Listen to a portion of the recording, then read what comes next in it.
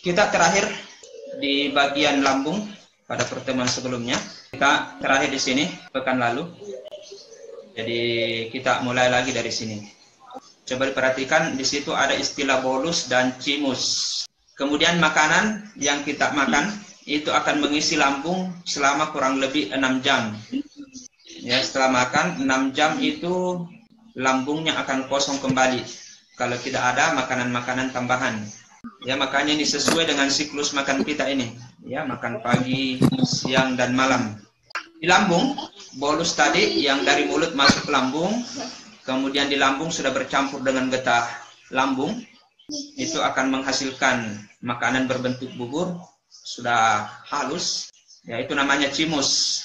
Dan chimus ini akan bergerak menuju ke saluran pencernaan berikutnya, yang lebih dekat dengan lambung, yaitu usus halus, lebih tepatnya usus 12 jari. Di situ ada gerakan peristaltik juga, sama di kerongkongan sebelumnya, ada gerak peristaltik yang menyebabkan makanan akan turun dengan sendirinya. Ya, kontraksi otot yang melingkar pada usus yang bergerak secara bergantian. Ini salah seorang ilmuwan yang hidup di abad ke-19, usianya 65 tahun, ya dari Prancis.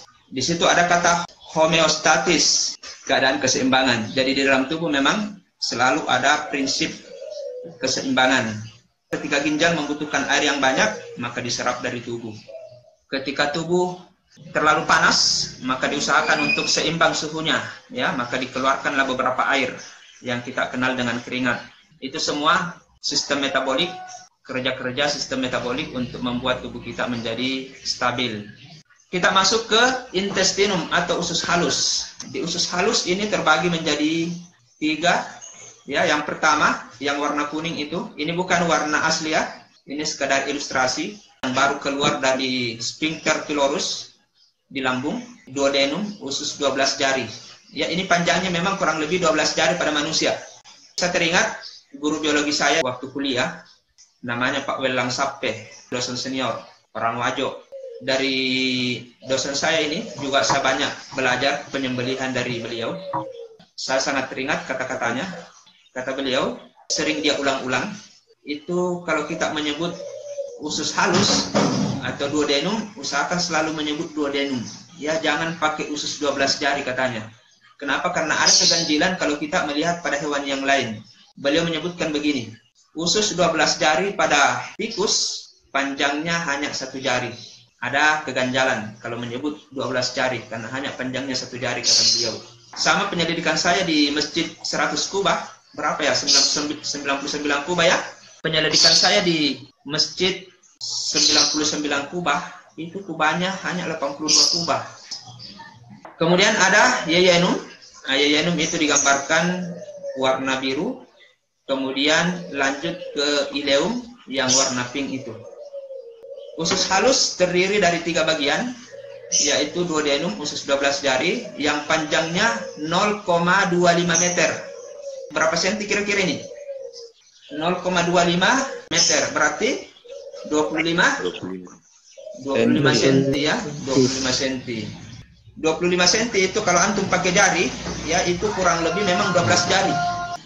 Ada penggaris dosis saya pegang ini. Ini 25 senti, kurang lebih 12 jari memang. Mungkin karena itu dinamakan usus 12 jari. Tapi kalau pada tikus, menurut dosen biologi saya, itu duodenumnya tikus hanya 1 jari. Jejunum atau yeyenum, ini usus kosong, panjangnya kurang lebih 7 meter. Dan ileum, usus penyerapan, ini banyak penyerapan terjadi di sini. Bagian akhir dari usus halus, panjangnya 1 meter kurang lebih. Berapa kira-kira panjang usus keseluruhan? 12 km. 8 ya? 8,25 meter, Masya Allah. Kalau usus halus dibentangkan, itu panjangnya mencapai 8 meter lebih. Ini usus halus kita. Ini ketika diangkat seperti ini mulai dari duodenum, kemudian yeyenum, kemudian terakhir ileum. Kemudian lanjut masih di usus halus. Ya, kita lihat di sini salah satu ciri usus halus sama yang Ustadz sebut pekan lalu di lidah. Ya, di lidah itu memiliki banyak tonjolan. yang saya ibaratkan sebagai terang bulan. Tahu ya terang bulan? Yang dulu ada isu mau diubah namanya menjadi terang matahari. Penjual terang bulan katanya disuruh pindah jualan, mengalihkan waktu jualannya dari malam ke siang. Malam. Jadi bukan lagi terang bulan namanya, terang matahari. Ini di usus halus, ya ada di situ pilih tonjolan-tonjolan. Ini. Jadi pada lapisan dalam atau tunika mukosa, yeyenum dan ileum terdapat tonjolan-tonjolan halus yang disebut pilus. Jamaknya pilih. Ada mufradnya, ada jamaknya juga, sama dalam bahasa Arab toh. Yaitu kadang mirip-mirip akhirnya yang berbeda. Pilus, pilih. Masjid, masajid, gitu ya. Yang berfungsi untuk memperluas permukaan dinding usus dalam penyerapan sari makanan. Ya, jadi fungsinya memperluas. Jadi semakin banyak tonjolan, maka permukaannya semakin luas. Sama seperti ini. Ya, kacang panjang. Kacang panjang kalau dipotong menjadi apa? Kacang pendek. Ya, tetap kacang panjang ya. Ya, tetap kacang panjang ya. Meskipun sudah dipotong, tetap kacang panjang. Sudah namanya begitu dari sononya. Beda dengan celana panjang. Kalau celana panjang sudah dipotong, maka jadilah celana pendek. Kacang panjang dipotong-potong, maka itu permukaannya semakin luas. Ya, makanya salah satu tips katanya kalau mau memasak kacang panjang, dicuci memang dulu baru dipotong-potong. Karena kalau dipotong-potong baru dicuci, itu permukaannya semakin banyak, semakin luas, sehingga banyak nutrisi yang bisa hanyut bersama dengan air. Jadi adanya pilih ini, meskipun tempatnya sempit, tapi karena berkelok-kelok, maka itu bisa menambah permukaan.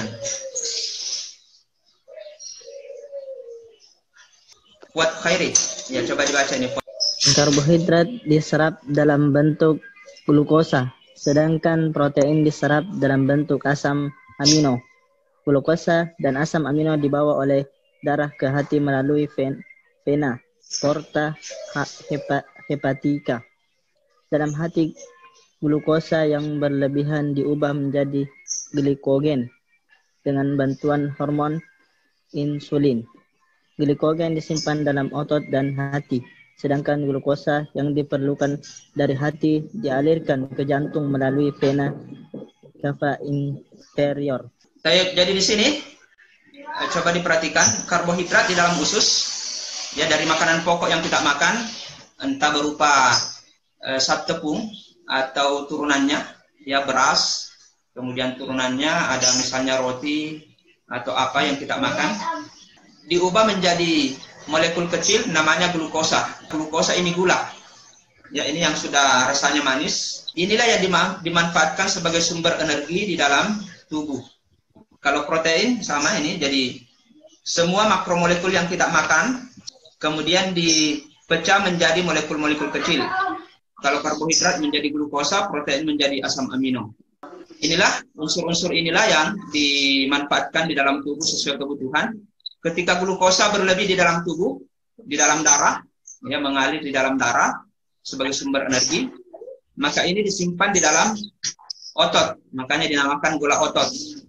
Ketika ada gangguan metabolik di sini, misalnya insulinnya yang diproduksi dari pankreas sedikit atau tidak memenuhi kebutuhan, ini yang bisa memicu namanya penyakit gula.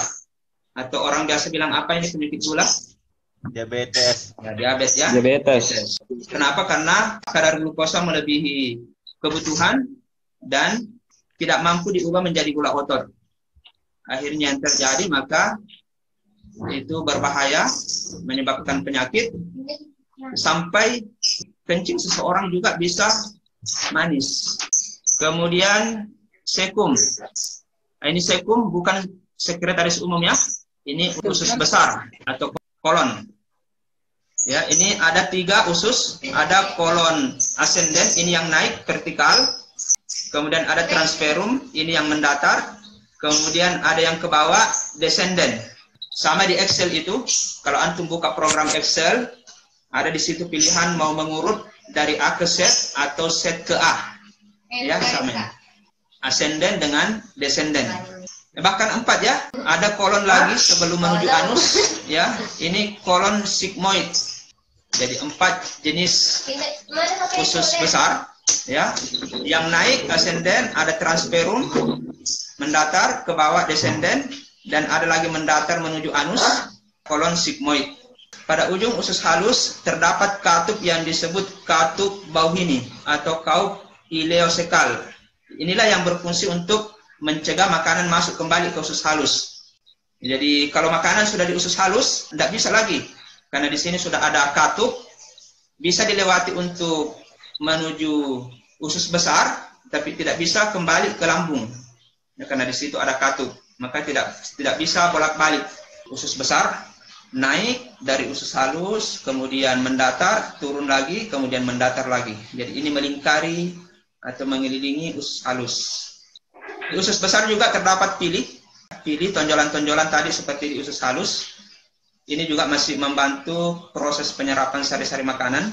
Mungkin di situ masih ada zat makanan yang dibutuhkan oleh tubuh masih diserap. Di sana ada peranan bakteri Escherichia coli. Ya, ini menghasilkan gas H2S, NH4. Ya, ini yang bisa mengeluarkan bau yang kurang sedap. Kemudian terakhir di anus. Atau sebelumnya ada appendix di sini. Appendix ini usus buntu. Hanya menjorok saja ke bawah ini di awal usus besar.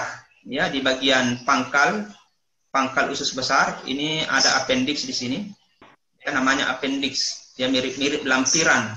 Lampiran itu sesuatu yang seakan tidak dibutuhkan, tapi kadang sebenarnya tetap dibutuhkan. Sama dengan appendix ini di usus besar. Sampai sekarang orang belum mengetahui apa fungsinya ini. Dan kalau ada yang mengalami gangguan di sini, ini kadang dipotong ini. Dilakukan operasi untuk memotong ini usus buntunya. Ya, memang buntu di sini ya, karena ini usus halus masuk, ini ada tanda panah. Kemudian makanan berlanjut ke sini mengelilingi usus halus. Di sini buntu ini, saluran ke bawah, appendix. Di situ bukan jalur makanan. Yang terakhir anus, bagian paling akhir, walaupun ada sebenarnya tadi rektum itu atasnya anus. Yang paling penting di sini di anus, di sini ada otot polunter. Ya, otot polunter berupa cincin yang berotot, namanya sphincter anal. Inilah yang membuat anus senantiasa tertutup. Coba dibayangkan kalau tidak ada sphincter ini. Berarti berongga ini dari usus besar. Kalau di usus halus tadi masih mending. Ya, di situ ada katup dari usus besar ini. Ya, di bagian ujungnya ada sphincter. Kalau ini terbuka, saya pernah bertanya seperti ini, dibilang santri jatuh-jatuh, Ustaz. Jatuh-jatuh katanya. Kenapa? Karena tidak ada sphincternya di sini. Jadi luar biasa desain tubuh manusia ini. Ya, di ujungnya ini ada sphincter, dan di sini dikelilingi oleh otot polos.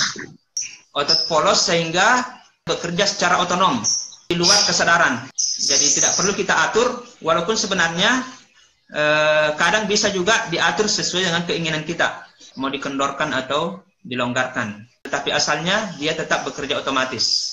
Baik, saya kira ini di bagian terakhir. Pekan depan kita masuk kelenjar pencernaan dan juga penyakit yang terkait dengan sistem pencernaan.